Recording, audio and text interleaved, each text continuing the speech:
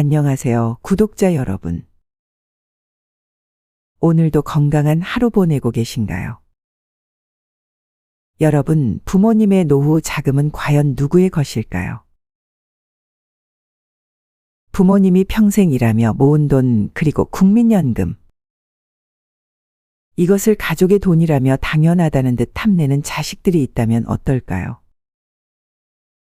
오늘의 사연은 자식들의 끝없는 요구에 시달리던 한 어머니의 이야기입니다.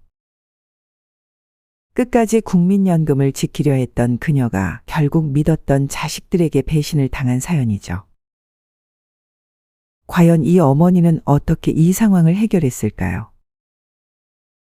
영상 끝까지 시청하시고 여러분의 생각을 댓글로 나눠주세요. 그럼 시작하겠습니다. 서울의 한 조용한 동네. 그곳에서 70세의 한 여성, 김정숙 씨가 살고 있었습니다. 그녀는 남편 없이 홀로 지낸 지 5년이 넘었습니다. 남편이 떠난 후 국민연금과 소액저축으로 조용한 노후를 보내고 있었습니다. 정숙 씨는 평생 가족을 위해 살아왔습니다. 젊었을 때는 하루도 쉬지 않고 일했고 남편과 함께 어렵게 모은 돈으로 두 아들을 대학까지 보냈습니다. 그녀는 그 보람으로 이제는 편안한 노후를 맞이할 줄 알았습니다. 하지만 그녀는 믿고 싶지 않았습니다. 내가 늙고 힘이 없어지니까 내 연금까지 탐내는 건가? 어느 날 큰아들 민수에게서 전화가 걸려왔습니다. 어머니, 잘 지내세요? 목소리는 다정했지만 그 말투에는 어딘가 익숙한 느낌이 있었습니다. 이전에도 이런 식이었습니다. 민수는 필요할 때만 연락을 하는 사람이었습니다. 그래, 무슨 일이야? 어머니, 사실 요즘 회사 사정이 너무 안 좋아요. 아내도 일 그만두고 생활비가 좀 많이 부족해서요. 정숙 씨는 잠시 고민했습니다. 힘든 건 이해했기에 그녀는 아들에게 30만 원을 보내줬습니다. 그러나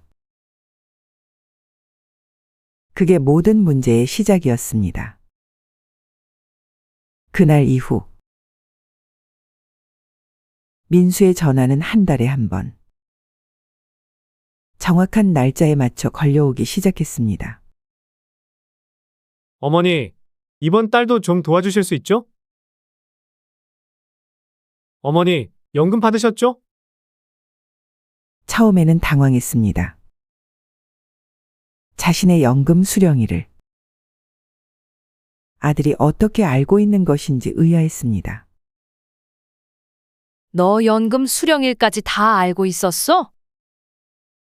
그러자 민수는 머쓱하게 웃으며 말했습니다. 아, 어머니, 원래 다 가족끼리는 그런 거예요. 요즘 다들 부모님 연금으로 생활하는데 저희도 좀 도와주시면 좋죠? 그 말을 듣는 순간 정숙 씨는 가슴 한쪽이 서늘해졌습니다. 이 녀석들 대체 언제부터 내 연금을 자기들 돈처럼 생각한 거야? 그러던 어느 날 민수와 그의 아내, 즉 며느리 지연이 갑자기 집을 찾아왔습니다. 예전에는 명절이나 손주 생일 때만 얼굴을 보던 사람들이었기에 갑작스러운 방문이 불길한 예감을 불러일으켰습니다. 어머니, 요즘 어떻게 지내세요? 건강은 괜찮으시죠? 웬일이야, 갑자기 찾아오고? 아, 사실은 어머니랑 중요한 얘기를 좀 하려고요. 민수는 잠시 머뭇거리더니 조심스럽게 본론을 꺼냈습니다. 어머니, 사실 요즘 저희 생활이 너무 힘들어요. 그런데 어머니도 이제 연세가 있으시잖아요? 그래서 어머니 연금 저희가 관리해드리면 어떨까요? 그 순간 정숙 씨는 숨이 턱 막히는 느낌이었습니다. 내 연금을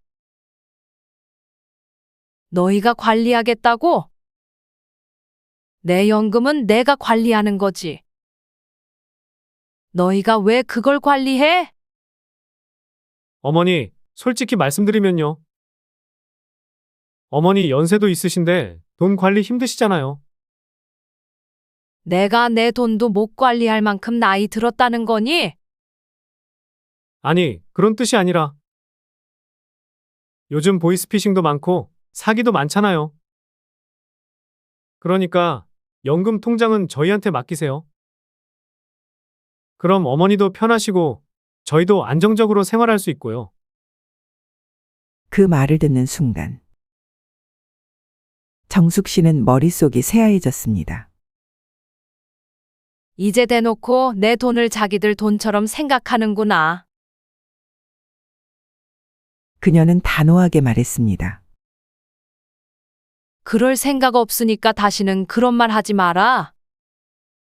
그러자 민수의 얼굴이 굳어졌습니다. 어머니, 너무 완고하신 거 아니에요? 요즘 다들 이렇게 해요. 다들? 누가? 내 친구들이 그러디? 그 순간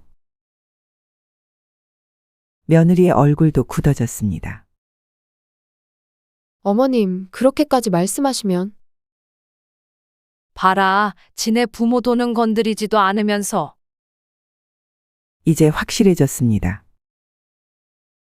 이 사람들은 정숙 씨의 돈을 자신의 돈처럼 생각하고 있었습니다. 그날 이후 아들과 며느리는 점점 더 대담해졌습니다. 이제는 연금도 모자라 집까지 노리기 시작했습니다. 그리고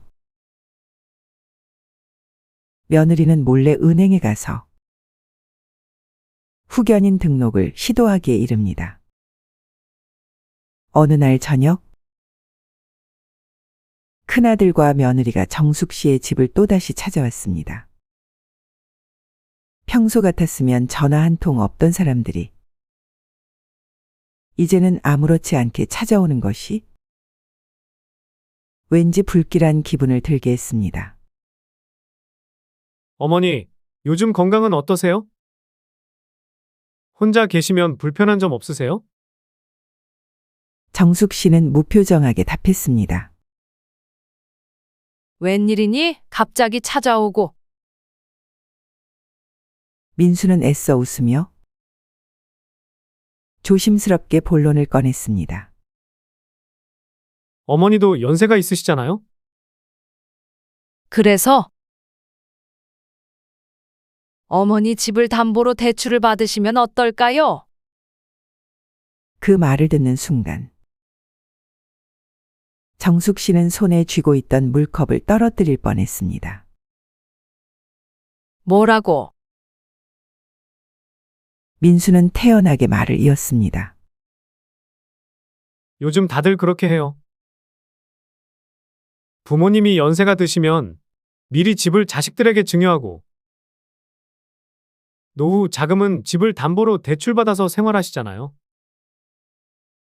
어머니도 그렇게 하시면 저희도 좀 숨통이 트이고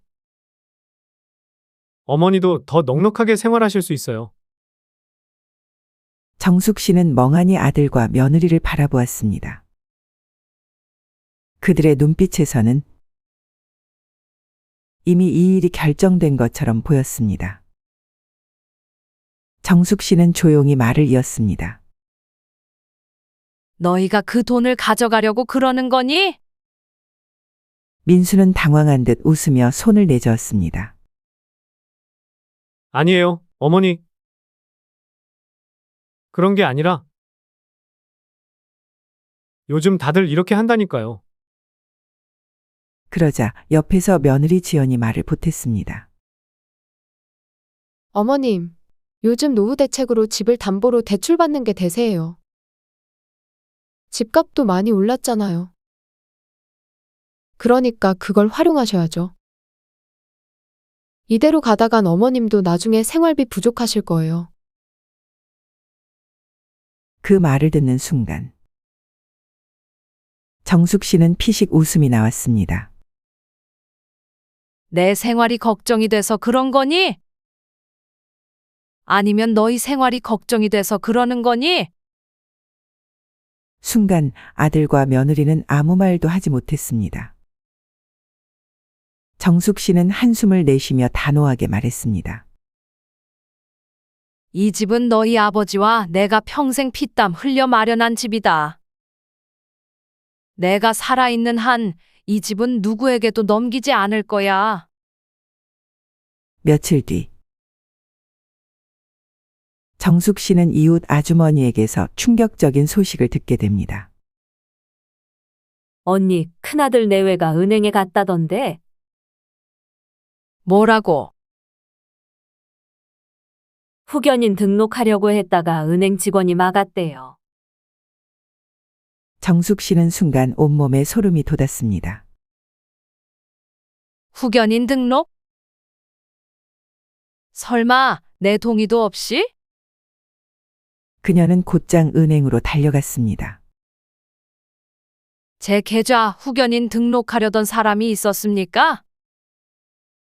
직원은 난처한 표정을 지으며 말했습니다.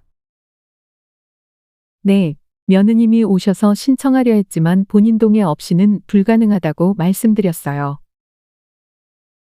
그녀는 그제야 깨달았습니다. 아들과 며느리는 이미 모든 계획을 세워놓고 있었습니다. 연금도 집도 이제는 그녀의 모든 걸 빼앗으려 하고 있었습니다.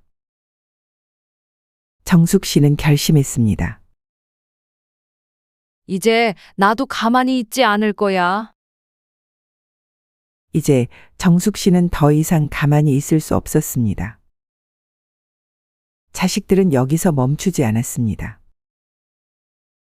며느리는 몰래 병원에 연락을 취했고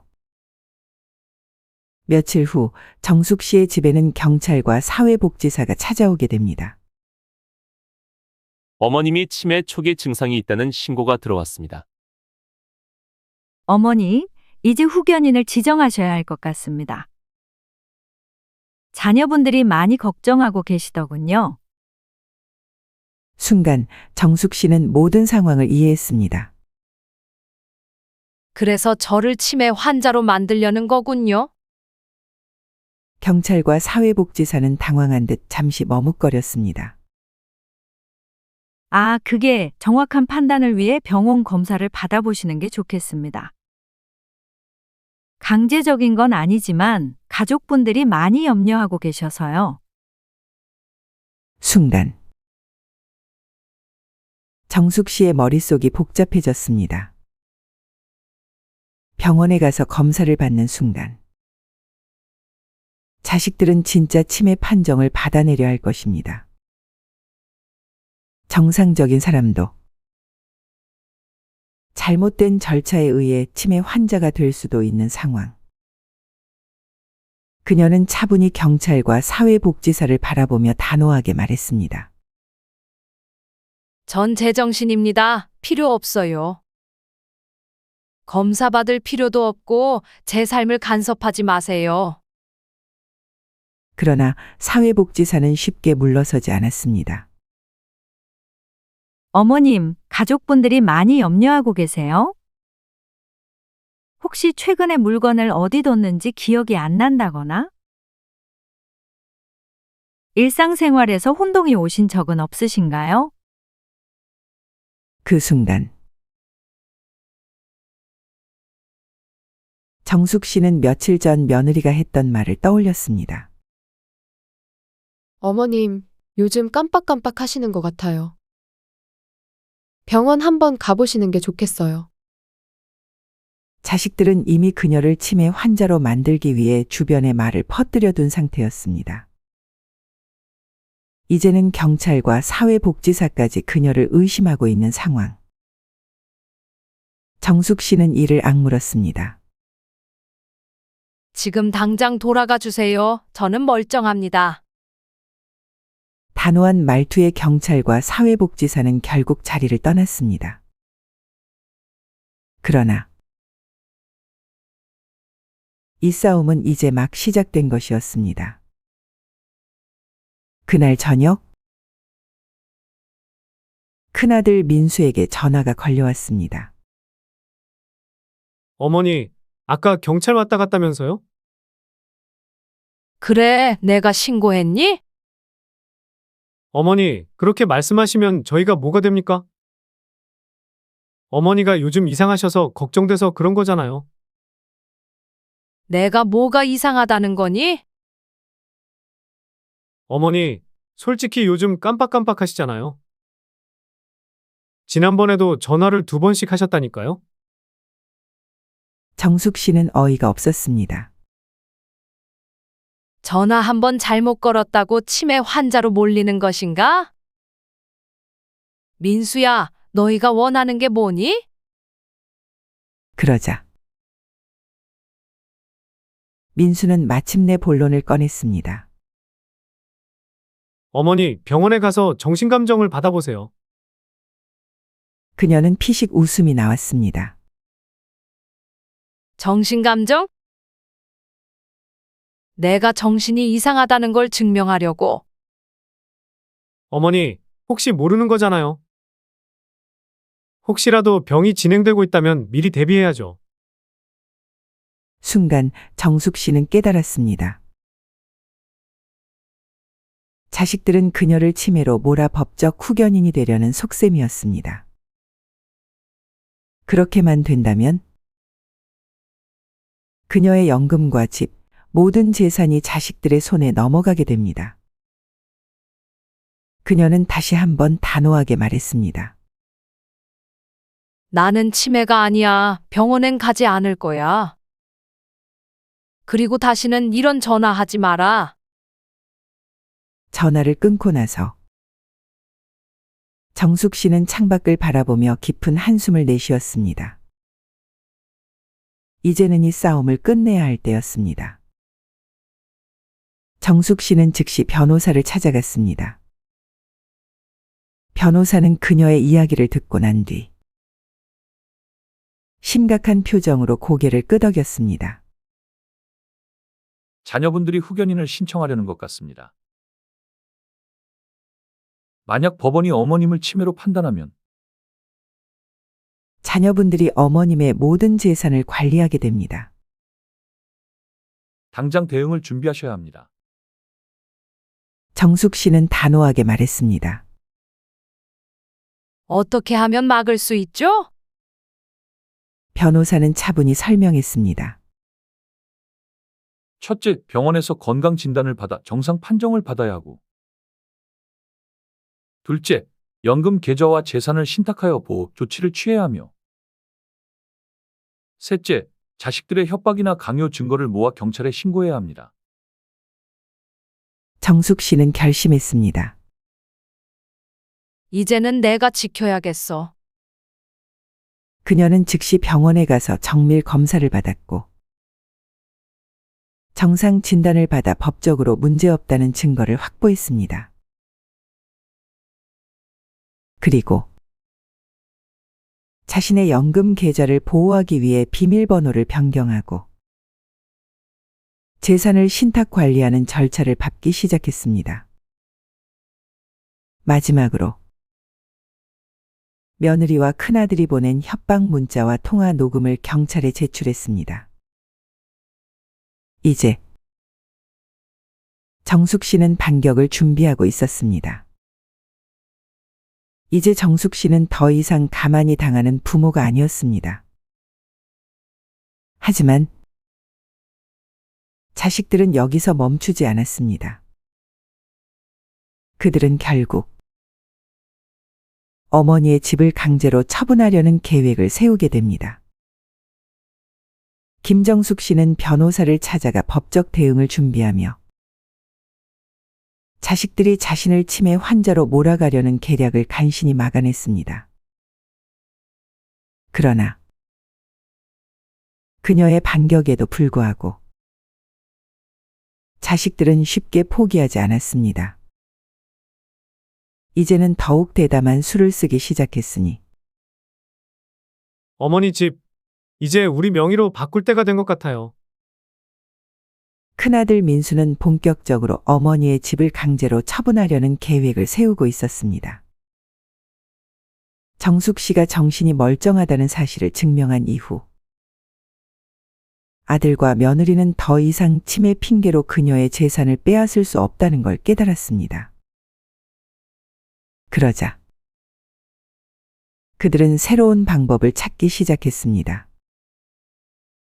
며칠 후 정숙 씨의 집 앞에 큰아들과 며느리가 다시 찾아왔습니다. 하지만 이번에는 분위기가 달랐습니다. 예전처럼 부드럽게 설득하는 모습도 아니었고 연금을 관리해 주겠다며 친절을 가장했던 모습도 사라졌습니다. 그들의 얼굴에는 확실한 목적이 담긴 표정이 드러나 있었습니다. 어머니, 우리 얘기 좀 합시다. 거실에 앉은 민수와 며느리 지연. 이전보다 훨씬 강한 태도로 본론을 꺼냈습니다. 어머니, 이 집 이제 우리 명의로 바꾸셔야죠. 정숙 씨는 잠시 말을 잃었습니다. 뭐라고? 어머니도 아시잖아요. 결국 이 집 저희한테 오게 되어 있어요. 차라리 미리 명의를 바꿔두고 어머니는 저희랑 같이 지내시는 게 어떨까요? 정숙 씨는 그제야 자식들의 의도를 정확히 깨달았습니다. 이제는 집까지 빼앗으려는 거구나. 정숙 씨가 아무런 반응을 보이지 않자 큰아들은 더욱 노골적으로 본심을 드러냈습니다. 어머니, 솔직히 저희도 많이 힘듭니다. 집값도 계속 오르고 지금 이대로 가면 나중에 팔 때 세금만 엄청 나올 거예요. 그러니까 지금 명의를 저희 앞으로 바꿔두고 어머니는 그냥 편하게 지내세요. 어머니는 이 집에 계속 사실 수 있어요. 그러자 며느리가 말을 덧붙였습니다. 어머님, 요즘 다들 이렇게 해요. 괜히 나중에 복잡하게 하시지 말고 미리미리 정리하시는 게 낫죠. 정숙 씨는 차분히 물었습니다. 내가 명의를 넘기면 너희는 뭘 하려고? 순간 큰아들의 표정이 살짝 굳어졌습니다. 그야 우리가 대출을 좀 받아야 하니까요. 어머니도 생활비 부족하실 텐데 집담보 대출 받아서 저희도 좀 돕고 어머니도 편하게 생활하시면 되잖아요. 정숙 씨는 비로소 자식들이 이제는 집을 이용해 돈을 마련하려 한다는 것을 깨달았습니다. 정숙 씨가 단호하게 거절하자 며칠 후 자식들은 더 충격적인 행동을 감행했습니다. 큰아들은 정숙 씨의 집을 몰래 부동산에 내놓았던 것입니다. 매물로 나온 거 맞죠? 주인 어르신은 동의하신 건가요?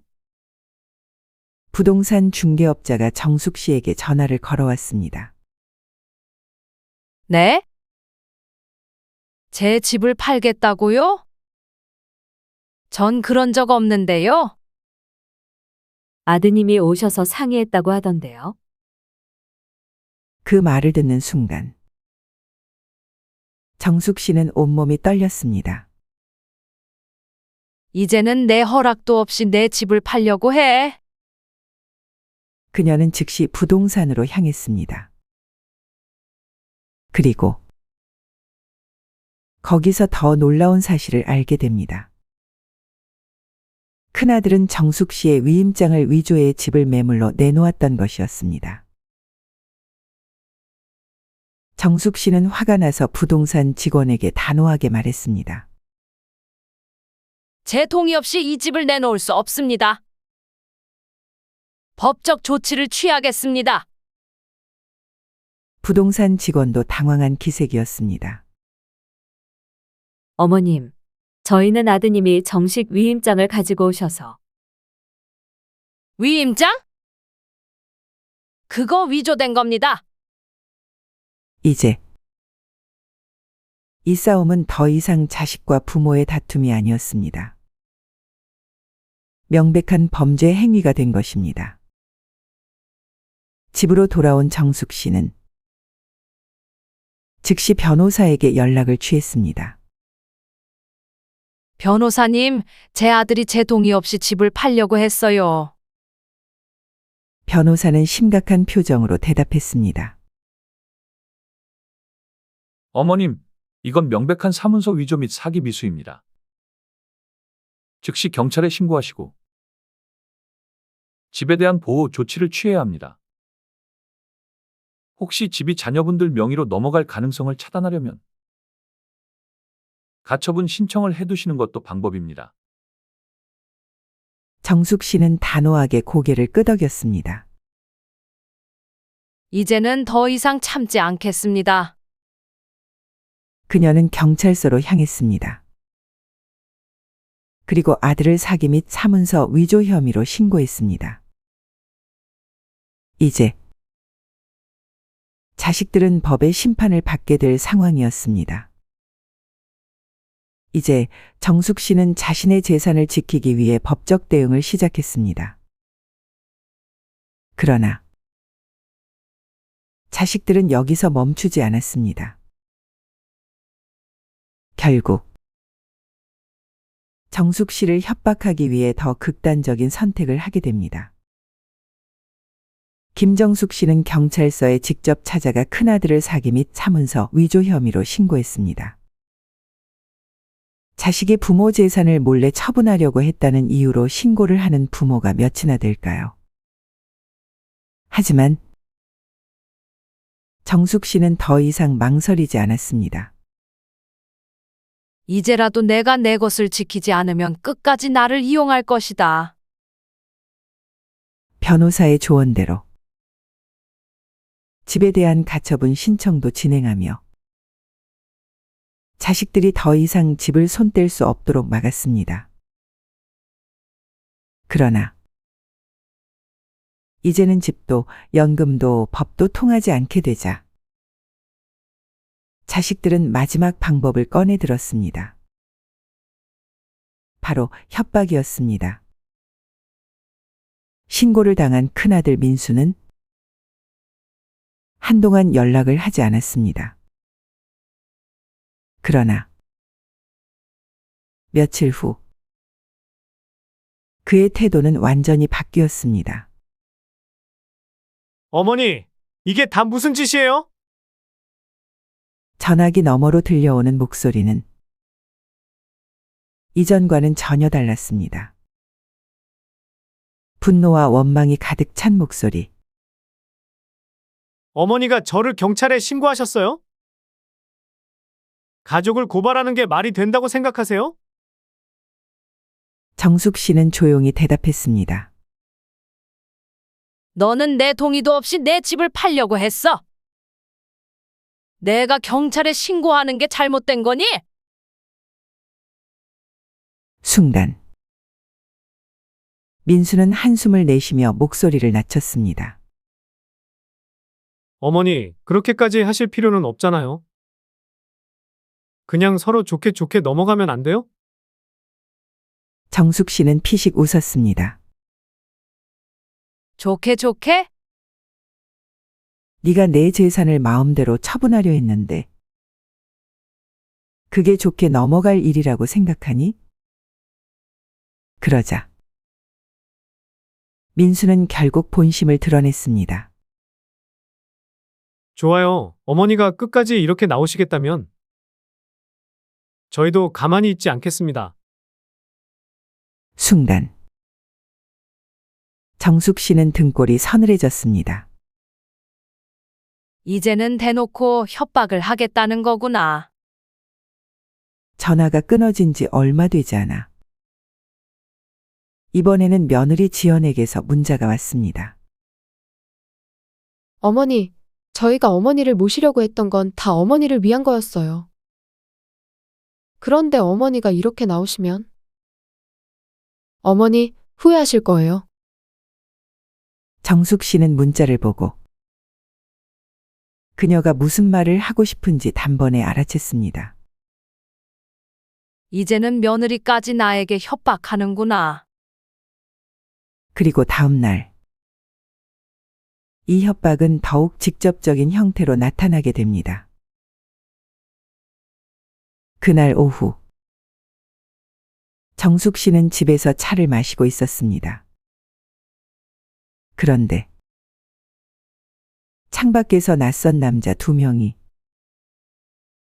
집 주변을 서성이는 것이 보였습니다. 그들은 계속해서 집 안을 들여다보며 누군가를 찾는 듯한 모습이었습니다. 저 사람들이 누구지? 그때 집 문을 두드리는 소리가 들렸습니다. 김정숙 씨 땡 맞습니까? 정숙 씨는 순간 가슴이 철렁 내려앉았습니다. 누군지도 모르는 사람들에게 자신의 이름이 불리고 있었기 때문입니다. 누구세요? 아, 저희는 남자들은 머뭇거리더니 이내 솔직하게 말했습니다. 김민수 씨 아시죠? 그분이 저희한테 도움을 요청하셔서 왔습니다. 어머니께서 좀 완고하신 것 같다고 하셔서요. 이야기를 좀 나누고 싶습니다. 순간 정숙 씨의 온몸에 소름이 돋았습니다. 이제는 다른 사람까지 동원해서 날 압박하려는 거야? 그녀는 곧장 경찰에 신고했습니다. 신고가 접수되었습니다. 곧 출동하겠습니다. 경찰차가 도착하자 수상한 남자들은 황급히 자리를 떠났습니다. 그러나 이 사건은 이제 단순한 가족 갈등이 아닌 범죄에 가까운 협박 사건으로 변해가고 있었습니다. 정숙 씨는 경찰서에서 그동안 자식들에게 받은 문자와 통화 녹음을 제출했습니다. 협박 문자와 집 앞을 서성이던 남자들 신고 내역 그리고 자식들과의 통화 녹음. 경찰은 기록을 확인한 뒤 심각한 표정을 지었습니다. 어머님, 이건 단순한 가족 간의 다툼이 아닙니다. 자녀분들이 조직적인 방식으로 어머님을 압박하고 협박한 정황이 보입니다. 법적 조치를 고려하셔야 합니다. 정숙 씨는 고민했습니다. 정말 내 자식을 법적으로 처벌해야 할까? 하지만 이제는 선택의 여지가 없었습니다. 그녀는 조용히 고개를 끄덕였습니다. 신고 접수해 주세요. 이제는 법이 이 싸움을 해결해야 할 때였습니다. 정숙 씨는 더 이상 참지 않기로 했습니다. 그러나 자식들은 여전히 멈추지 않았습니다. 그들은 마지막으로 어머니의 연금을 강제로 빼앗기 위한 계략을 준비하고 있었습니다. 김정숙 씨는 경찰에 자식들의 협박을 신고하며 법적 대응을 시작했습니다. 경찰은 정숙 씨의 신고를 접수했고 이제 큰아들과 며느리는 법적인 문제에 직면하게 되었습니다. 하지만 그들은 여기서 멈추지 않았습니다. 이제는 더욱 강한 수를 쓰려 하고 있었습니다. 어머니 연금 이제 우리한테 넘기세요. 자식들은 이제 연금을 강제로 빼앗으려는 계획을 실행에 옮기기 시작했습니다. 큰아들 민수는 경찰 조사 이후 몇 주 동안 정숙 씨에게 연락을 하지 않았습니다. 며느리 지연도 더 이상 문자나 전화를 하지 않았습니다. 잠잠해진 듯한 분위기.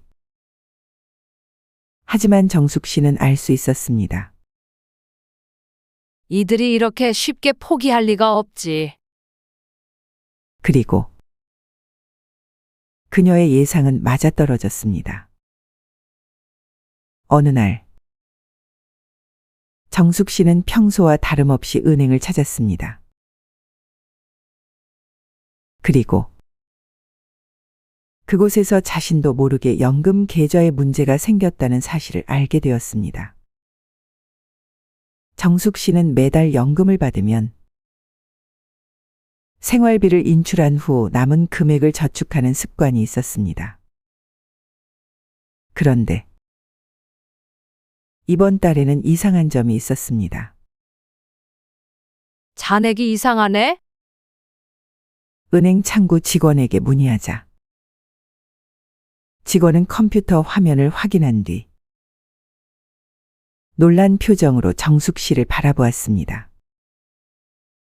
어머님, 최근 계좌 소유권 관련 변경 요청이 들어왔는데요. 네? 며칠 전에 자녀분이 오셔서 연금 수령 계좌를 다른 곳으로 변경하려고 했어요. 하지만 본인 확인 절차가 필요해서 처리가 안 됐습니다. 순간 정숙 씨는 숨이 멎을 것 같았습니다. 이제는 내 연금까지 가로채려는 거야? 그녀는 급히 물었습니다. 제 동의 없이 연금 계좌를 바꿀 수 있나요? 직원은 고개를 저었습니다. 아니요. 원칙적으로는 불가능합니다. 하지만 법적 후견인이나 재정 위임장이 있으면 가능합니다. 혹시 어머님, 자녀분께 위임장을 작성해 주신 적 있으세요? 정숙 씨는 그 말을 듣고 문득 몇 달 전 있었던 일을 떠올렸습니다. 몇 달 전, 며느리 지연은 평소보다 더 친절한 태도로 정숙 씨에게 다가왔습니다. 어머님, 저희가 연금 수령을 도와드릴 수 있게 간단한 서류 하나만 작성해 주세요. 그때 며느리는 정숙 씨에게 어떤 문서를 건넸습니다. 당시에는 별다른 의심 없이 읽어보지도 않고 서명했던 정숙 씨. 설마 그게 위임장이었나? 그녀는 뒤늦게 모든 상황을 깨달았습니다. 이제는 내 연금까지 강제로 가져가려 하는구나. 정숙 씨는 은행에서 충격을 받은 뒤 급히 집으로 돌아왔습니다. 그러나 집에 도착하자마자 큰아들과 며느리가 기다리고 있었습니다. 어머니, 어디 다녀오셨어요? 은행 다녀왔어. 순간 민수의 표정이 굳어졌습니다. 어머니, 그러지 마시고 이제 연금 계좌 저희한테 넘기세요. 정숙 씨는 차갑게 대답했습니다. 왜? 내 연금을 내가 관리하려고? 어머니, 이제 연세도 있으신데 그 돈 제대로 관리하시기 어렵잖아요. 그러니까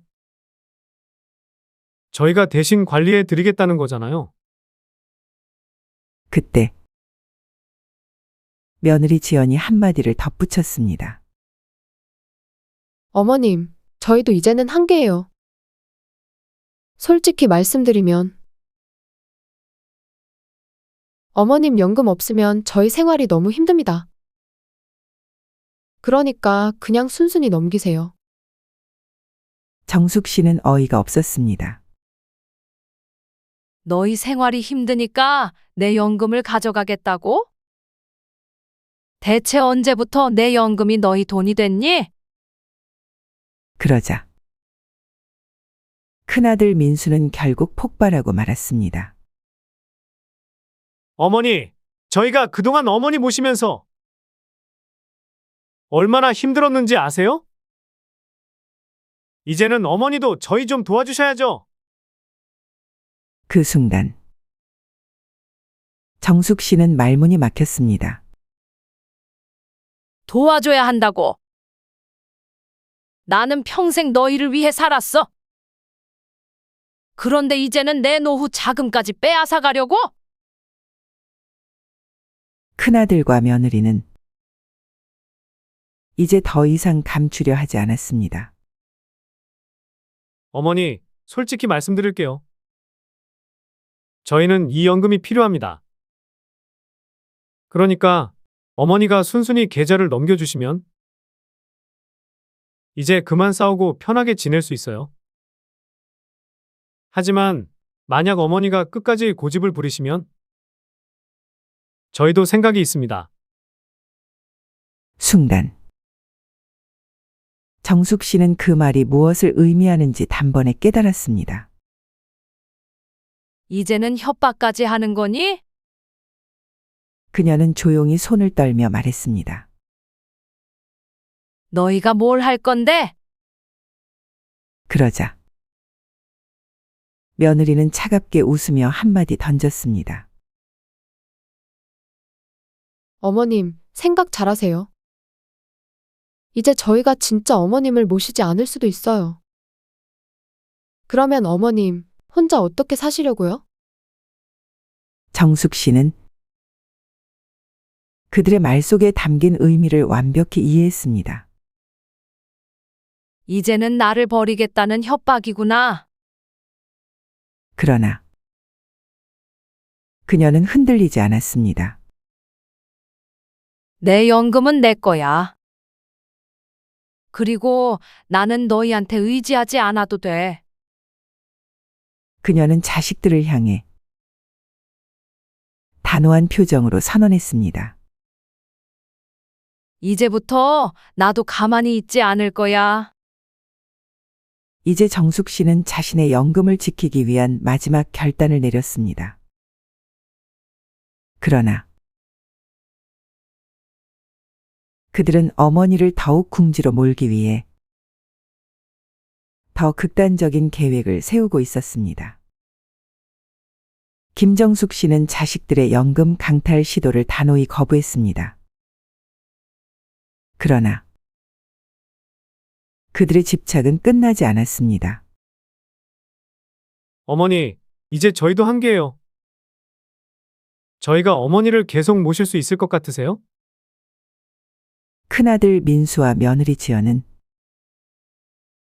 이제는 어머니를 버리겠다는 협박을 하기 시작했습니다. 연금도 안 주시면서 우리가 왜 어머니를 모셔야 하죠? 이제 정숙 씨는 가장 잔인한 선택을 강요받게 됩니다. 연금을 빼앗으려던 시도가 실패한 이후 민수와 지연은 이제 직접적인 압박을 가하기 시작했습니다. 며칠 동안 연락이 없던 자식들이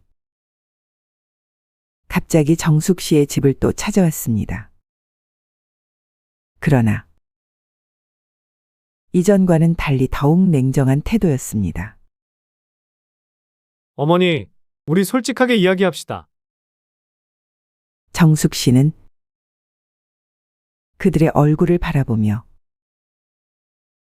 이미 예상했다는 듯 담담하게 대답했습니다. 무슨 얘기를 하고 싶은 거니? 큰아들은 한숨을 내쉬며 말했습니다. 어머니, 저희도 이제 한계예요. 어머니 연금도 못 받고 생활이 너무 힘들어요. 그래서 결론을 내렸습니다. 어머니, 이제 혼자 사세요. 그 순간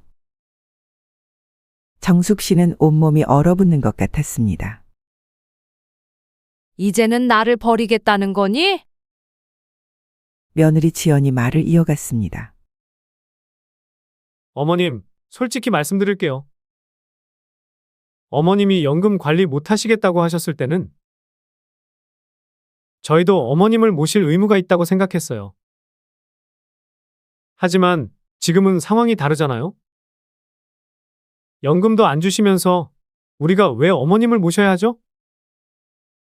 정숙 씨는 그제야 자식들의 진짜 속마음을 정확히 알게 되었습니다. 결국은 돈 때문이었구나. 내가 연금을 넘겨줬다면 나는 계속 너희 집에 머물 수 있었겠지. 하지만 연금을 넘기지 않으니까 이제는 나를 버리겠다는 거구나. 순간 큰아들이 한마디를 덧붙였습니다. 어머니, 저희가 못 버틸 것 같으면 어머니가 요양원에 들어가시는 것도 방법 아닐까요? 정숙 씨는 그 말을 듣는 순간 자신도 모르게 헛웃음을 터뜨렸습니다. 요양원? 이제는 나를 시설로 보내겠다는 거니? 큰아들은 당황하지도 않고 덤덤하게 말했습니다. 어머니도 아시잖아요. 요즘 어르신들 요양원에서 편하게 지내시잖아요. 혼자 계시는 것보다 거기서 생활하시는 게 더 낫지 않겠어요? 정숙 씨는 순간 가슴이 무너지는 기분이었습니다. 이게 정말 내 자식이 맞는 걸까? 내가 평생 희생하며 키운 아들이 이제는 나를 요양원에 보내려 한다고. 며느리 지연이 말을 이었습니다. 어머님도 아셔야 해요. 이제 연세도 있으신데. 혼자 계시는 게 쉬운 일이 아니잖아요. 어머니도 언젠가는 저희 손을 떠나셔야 하는데. 차라리 지금 요양원 들어가시면 어때요? 어차피 이 집도 유지하기 힘드시잖아요. 그 순간 정숙 씨는 며느리의 말 속에서 또 다른 의도를 눈치챘습니다. 집도 유지하기 힘들다고. 그럼 결국 나를 요양원에 보내고 이 집을 자기들 마음대로 처분하겠다는 거구나. 정숙 씨는 이를 악물었습니다. 너희가 원하는 건 결국 내 연금과 내 집이겠지. 내가 이 집에 살고 있는 한 너희가 집을 마음대로 처분할 수 없으니까. 그러니까 나를 요양원에 보내서 이 집을 차지하려는 거지. 이제 그녀는 더 이상 참지 않기로 했습니다. 그날 밤 정숙 씨는 변호사에게 전화를 걸었습니다. 변호사님, 자식들이 저를 요양원에 보내려 합니다. 변호사는 조용히 대답했습니다. 어머님, 자녀분들이 강제로 후견인을 지정하려 할 가능성이 큽니다. 요양원 입소를 강제하려면 어머님이 독립적으로 생활할 수 없다는 증거가 필요합니다. 지금 상태라면 자녀분들이 어머님을 경제적으로 압박해서 결국 요양원으로 몰아넣을 수도 있습니다. 정숙 씨는 단호하게 말했습니다. 그럼 제가 지금 당장 할 수 있는 방법은 뭐가 있나요? 변호사는 깊이 생각한 뒤 이야기를 이어갔습니다. 첫째, 재산 신탁을 통해 집을 보호하고. 둘째, 연금 계좌를 보호하고 자식들이 손을 못 대게 막습니다. 셋째, 요양원 강제 입소 시도를 법적으로 막기 위한 조치를 합니다. 정숙 씨는 결심했습니다. 이제는 나도 지킬 거예요. 그녀는 즉시 집을 자식들이 손 뗄 수 없도록 기부 신탁을 신청했습니다. 이제 그녀의 집은 자식들이 마음대로 처분할 수 없는 상태가 되었습니다. 그리고 연금 계좌도 완전히 보호 조치를 취했습니다. 이제 그녀는 더 이상 자식들에게 휘둘리지 않을 준비가 되었습니다. 이제 정숙 씨는 자신의 재산을 지키기 위한 모든 조치를 취했습니다. 그러나 자식들은 여기서 멈추지 않았습니다. 그들은 어머니를 궁지로 몰기 위해 마지막으로 더 충격적인 선택을 하게 됩니다. 김정숙 씨는 변호사와 상의한 끝에 자식들이 자신의 재산을 함부로 처분하지 못하도록 신탁과 보호 조치를 마쳤습니다. 이제 자식들은 더 이상 연금도 집도 손 뗄 수 없는 상태가 되었습니다. 그러나 이 싸움은 아직 끝나지 않았습니다. 자식들은 어머니가 법적 조치를 취했다는 사실을 알게 되자 마침내 마지막 수단을 꺼내 들었습니다. 어머니, 이제 정말 후회하게 될 거예요. 그들의 진짜 본성이 드러나는 순간이었습니다. 연금도 집도 손댈 수 없게 되자 큰아들 민수와 며느리 지연은 그동안 보여줬던 태도를 완전히 바꿨습니다. 이제는 먼저 연락하지 않으면 찾아오지 않았고 예전처럼 돈이 필요하다며 연락을 하던 일도 사라졌습니다. 이번에는 어떤 수를 쓰려고 저러는 거지?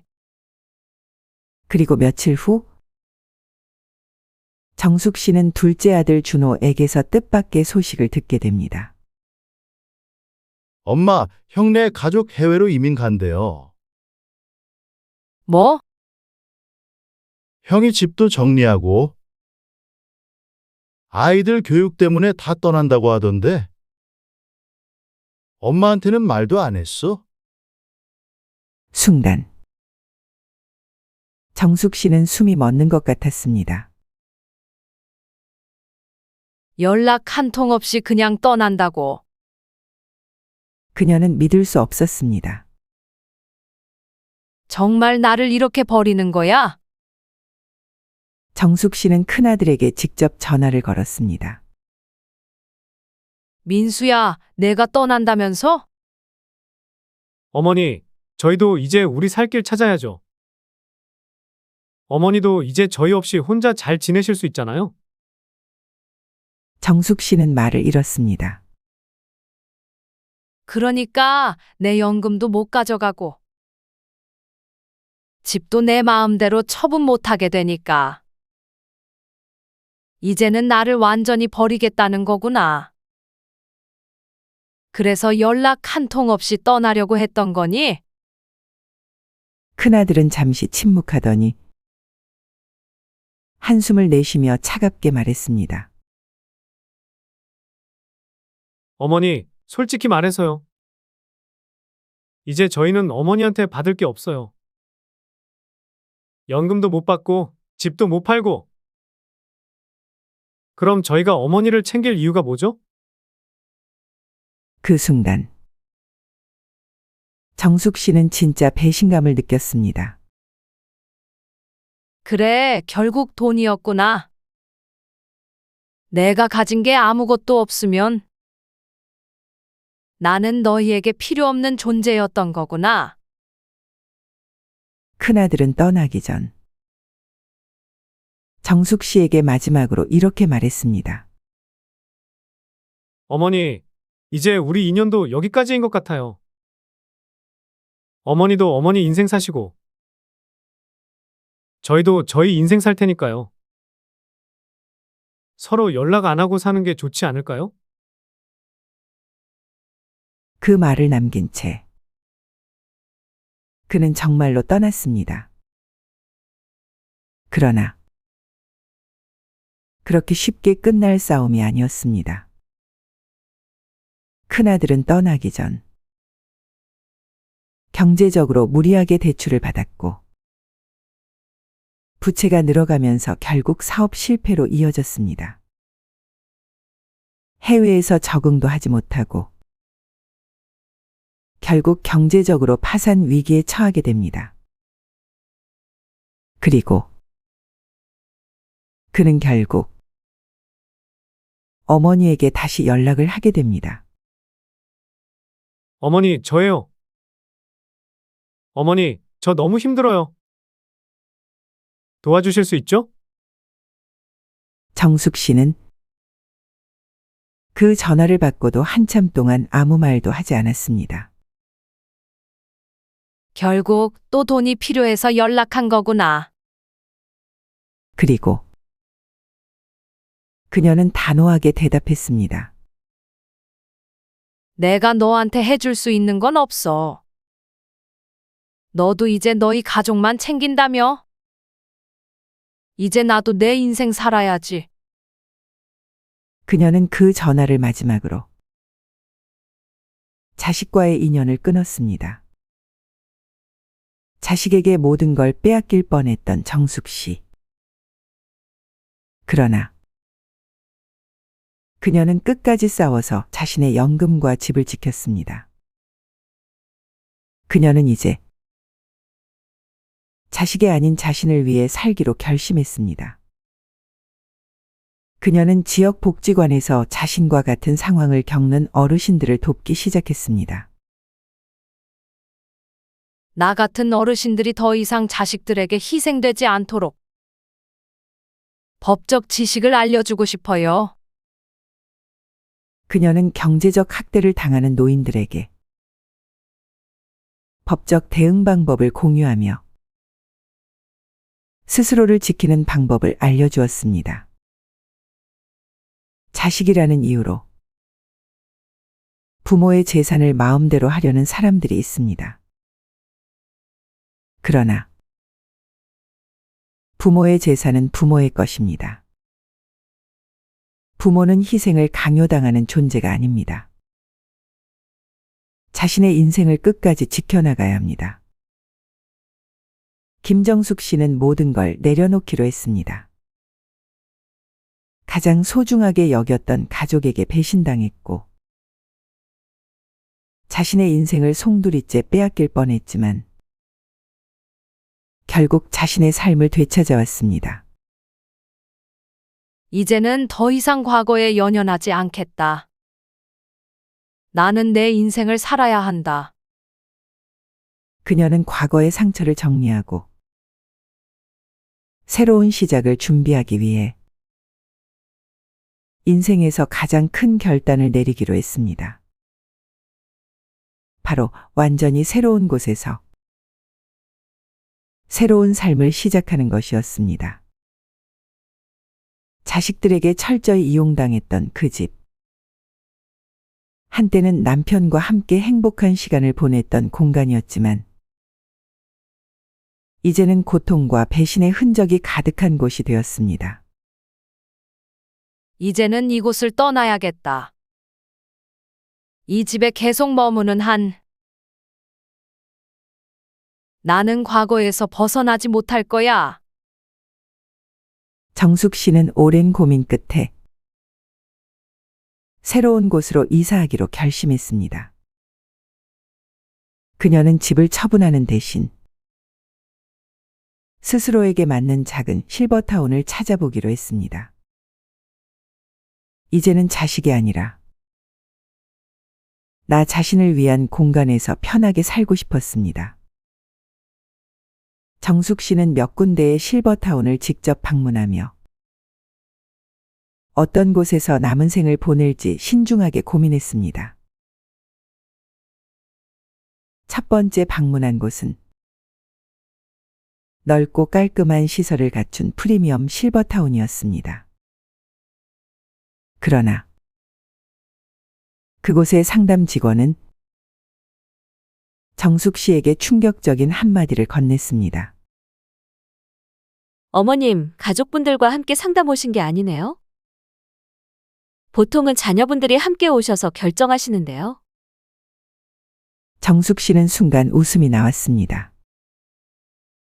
아직도 이런 사고방식을 가진 사람들이 있구나. 내가 살 곳을 왜 자식들이 결정해야 하는데? 정숙 씨는 단호하게 말했습니다. 제가 살아야 할 곳인데.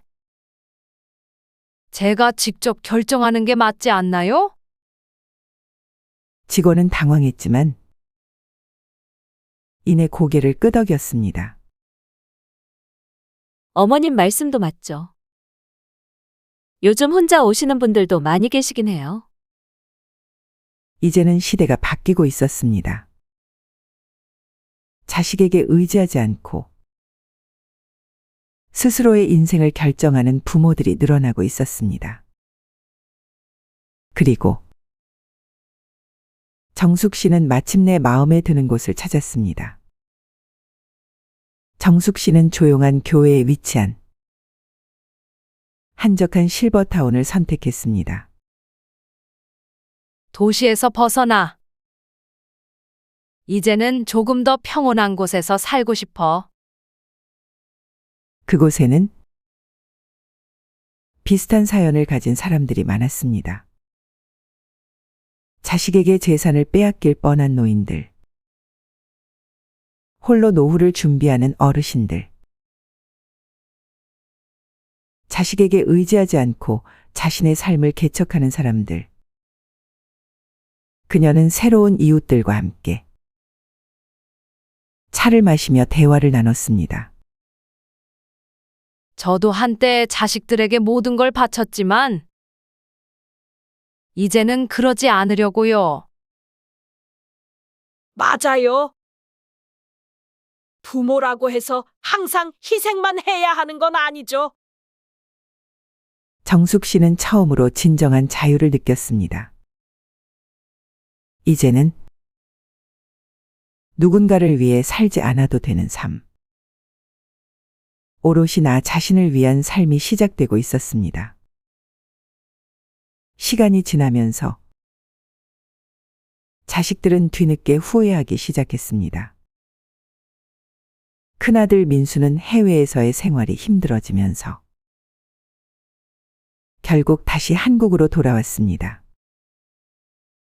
그리고 그는 어머니에게 다시 연락을 시도했습니다.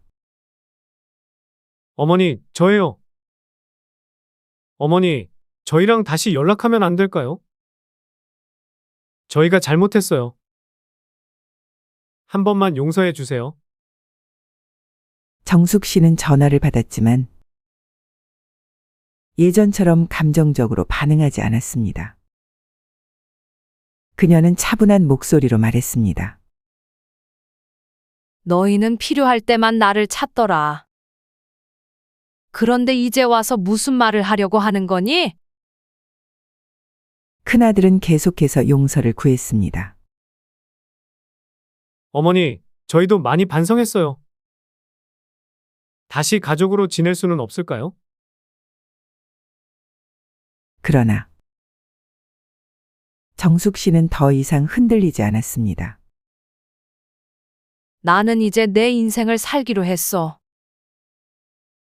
너희와의 인연은 이미 끝났다고 생각해. 부디 너희도 너희 삶을 살아라. 그녀는 전화를 조용히 끊었습니다. 과거에 연연하지 않기로 했습니다. 이제는 자식이 아니라 나 자신을 위한 삶을 살기로 결심했습니다. 정숙 씨는 실버타운에서 자신처럼 홀로 노후를 보내는 사람들과 함께 새로운 인생을 만들어 나가고 있었습니다. 새로운 친구들과의 소소한 행복이 있었고, 자식에게 의존하지 않는 경제적 독립과 스스로 선택한 삶의 방식. 이제야 진짜 내 삶을 찾은 것 같아. 정숙 씨는 처음으로 행복한 미소를 지으며 창밖을 바라보았습니다. 이제 그녀의 인생은 다시 시작되고 있었습니다. 부모는 자식을 위해 모든 걸 희생해야 할까요? 아니면 부모도 자신만의 삶을 지켜야 할까요? 여러분은 어떻게 생각하시나요? 비슷한 경험이 있으신 분들은 댓글로 여러분의 의견을 남겨주세요. 그리고 이 영상이 도움이 되셨다면 좋아요와 구독 부탁드립니다.